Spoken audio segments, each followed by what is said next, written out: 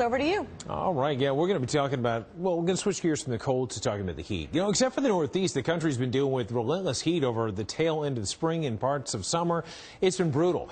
And the coming week ushers in July, which means more of the heat. It's going to be coming, folks. So let's talk about readiness in today's Weather Red Report. Anita Foster is the Chief Communications Officer for the North Texas region of the American Red Cross. All right, that's a place that knows some serious heat. And I'm so glad you're with us this morning. As temperatures soar across parts of the U.S. this week, safety is certainly a priority for our viewers. Can you tell us how the American Red Cross recommends people prepare for the heat?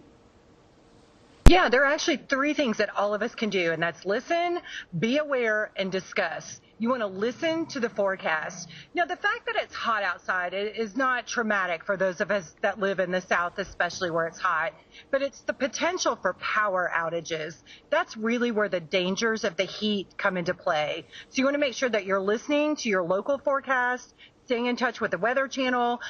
Make sure that we're just being aware of what those conditions are, being aware of the heat index. That can be dangerous during this summer. And then you just want to make sure that you're discussing what you're going to do if you're at summer camp or you're out at the lake or you're on vacation and there's a heat emergency, especially coupled with a power outage. Anita, what about a heat-related evacuation? What advice can you give viewers about that?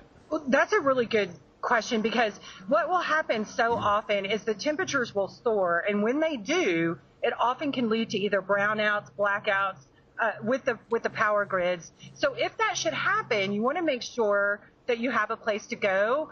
Maybe it's a library, a movie theater, a shopping mall. That also applies if you live in a region of the country that doesn't have heat typically, and all of a sudden you find yourself in a heat wave without air conditioning.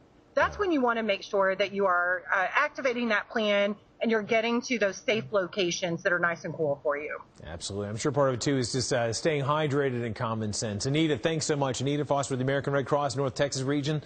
Thanks so much for chatting with us this morning. Okay, Kelly, let's send it back to you. All right, we've got to look at the tropics on this last